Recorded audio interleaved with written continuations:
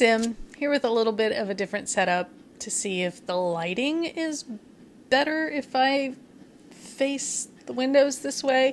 If you like this better, even though it's just the daybed behind me, or if you think it's fine or better when I have the fireplace behind me, let me know. Today we're going to talk about Educated by Tara Westover. This is a book that was published in 2018. I had heard of it, but I think I had always thought it was about like the school system. I don't know, just the title. But then I kept seeing it pop up on people's lists when they were talking about religious fundamentalism. And so I finally decided to pick it up and read it. And it is a memoir in which Tara Westover talks about growing up isolated rural Idaho Mormon family that's even more Mormon than the regular Mormons. I don't know. And her eventual escape, more or less, leaving to go to BYU and Cambridge and Harvard and expanding her horizons. This book is a tough read, if only because there's some frustration as you're reading it. It's about trying to uproot ideas, thoughts, behaviors that are planted deep in you in childhood, particularly if you grew up in a religious household. I grew up in a fairly religious household, not to this extent. My mom would have homeschooled me if she could have, but we didn't have enough money for her not to work, so I kind of got lucky in that I had to go to the public school, and lucky that my mom had some friends who tempered her tendencies towards fundamentalism.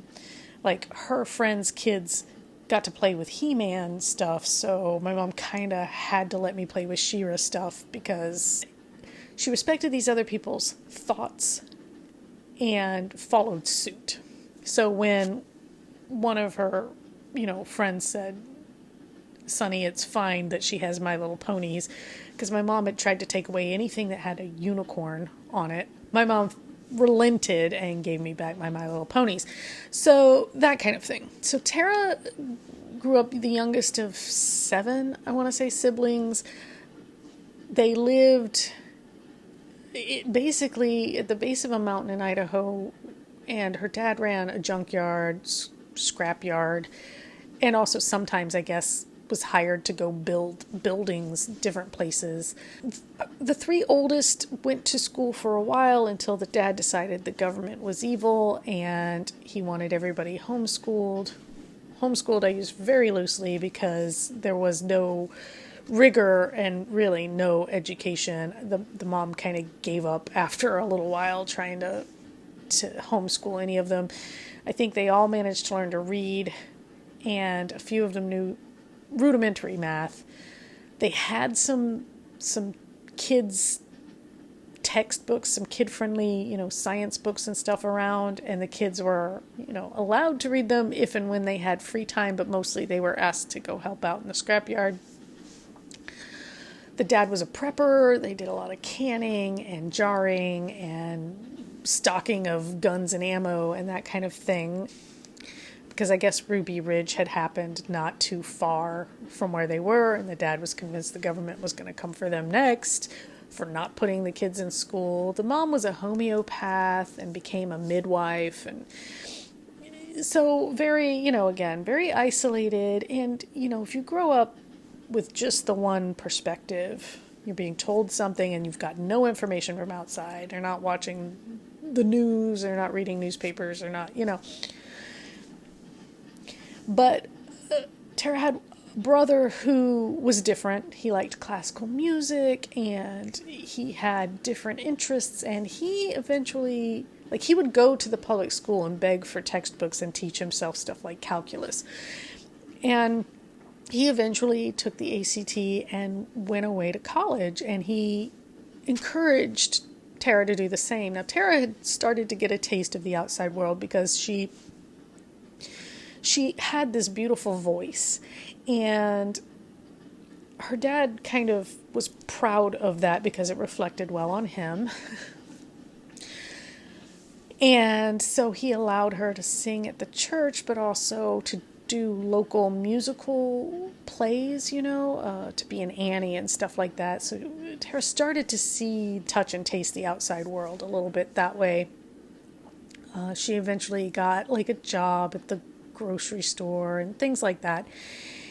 And over time, she decided, yeah, she would at least try to take the ACT, and if it was God's will, she'd pass and be able to go to BYU. And she did. Like, she was able to go to BYU, and then of course she's confronted with how much she doesn't know. Like, one of the first lectures, somebody mentions the Holocaust, and she doesn't know what that is, and she asks about it, and everybody acts like she's doing it as a sick joke, and she doesn't understand, and it goes from there. But there's some frustration when you're reading, because things like she's sick and she won't go to the doctor because she's been taught her whole life that doctors are evil, and that homeopathic remedies that's the way God wants you to heal yourself, that medicine is poison, and things like that. And you just want to shake her a little bit.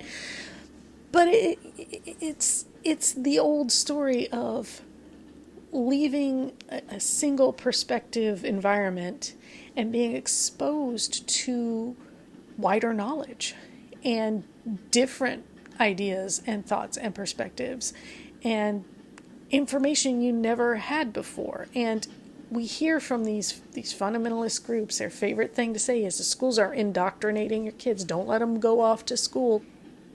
And it probably seems that way to them, but what schools are doing is feeding you information, like more information than some people want you to know, and giving you critical thinking skills to manipulate that information, yes, and to sift it and understand it.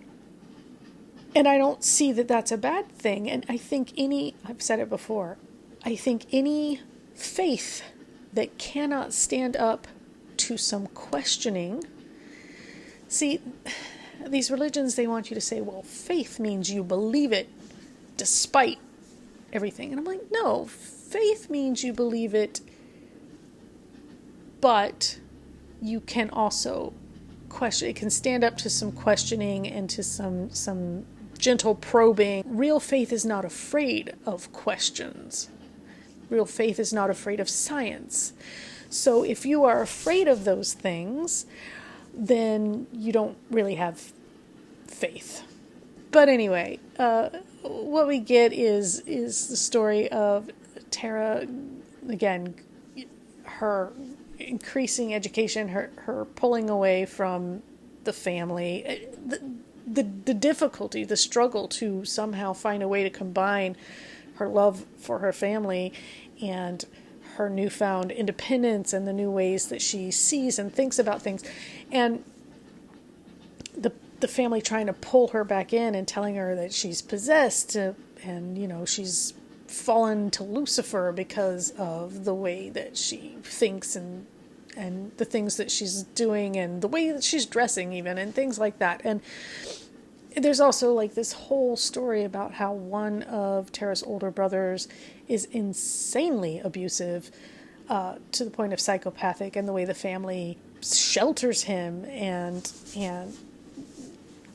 does nothing to help the siblings that he's abusing, nor to help him. They gaslight, basically. They gaslight Tara, and it comes to a point where, you have to decide whether or not you're just going to agree with them, even though in your head they're wrong, just to keep the peace, or you're going to walk away. There's a breaking point, right? Tara at one point thinks she's going crazy because of the gaslighting, because she's like, oh, maybe I really am wrong. Maybe they are all right and I am wrong. So it is a tough read, but compelling. I gave it 4.5 stars, which I rounded up to 5 on Goodreads. It's interesting. I wish I'd heard a little more about her, her relationships with the different boyfriends. She talks about how with one of her first boyfriends that all of the modesty, chastity stuff, not even wanting to like touch hands. And I'm like, oh yeah, I remember that. I remember all that stuff. So, but she mentions other guys that she has some kind of relationship with, but we don't get a whole lot of details going down the line. But yeah, it's a good book. And now it's interesting because I'm reading Jenny Lawson's Let's Pretend This Never Happened, which is, it's similar and different, right? So this is a very serious take on growing up isolated and poor, and in this case, religious. Now, I've only just started the Jenny Lawson book, but, again, small town Texas, very poor, but she's trying to make light of it. And so far I'm like, well, there's a lot of stuff going on here that I don't, so it's the difference between coming at it from isn't that funny? I can't tell yet if it's well, we're going to laugh about it so we don't cry about it kind of thing, or if it's just genuinely her just being silly. But there are bad things happening to animals, so I'm not sure how much of it I'll be able to tolerate. Because, the dad's a taxidermist, but he's also a little, not maybe to the extent of Tara Westover's dad, but like, I'm like, what is it with these books with these dads that are kind of like nuts, and the moms that are just trying to do the best they can dealing with the insanity of these men? I don't know. There's not a religious aspect to it yet in the Jenny Lawson book, so I don't know if that's going to come up, but there's definitely some interesting parallels there. And because I grew up small town, poor, and somewhat religious, I find the intersections interesting because I do relate to each of these to some extent. My dad was not crazy. In fact, my dad was pretty, I should say, he would go through bouts of depression, so that was sometimes a little, but my dad and I were really close. For me, it's the mother figure that is harder to deal with, because she's the religious one and the narcissistic one, and so it's a little bit of a turn for me. But yeah, so I'll be back with more on the Jenny Lawson book, depending on how far I make it in. I'm literally only about 30 pages into it. It's entertaining so far, but I don't know how much bad things happening to animals I'll be able to tolerate, or if there's a lot of it in this book, like if it just keeps going or what, or if this is just the beginning and maybe as we go on there's less of it. I can hope. But anyway, if you've read Educated, let me know. If you read the Jenny Lawson book, let me know if I should be worried about more bad things happening to animals. And yeah, if you have any other suggestions, I have a poll for what I read after I get through these library books, although I do have another library book to pick up. It'll be my first T. Kingfisher book, The House with Good Bones. So I am looking forward to trying that, because I've heard a lot about T. Kingfisher and I've never read anything by them. So yeah, and it feels like maybe October is a good time to be reading that kind of thing. But yeah, so feel free to go look at the post, vote, and or write a comment on what you think I should read after all these library books. I think it's between Tale of the Body Thief, Heaven Official's Blessing number 5, and, whatever else. I should finish the Iliad, maybe. I want to do that before the end of the year, because my bingo board, I'm so close.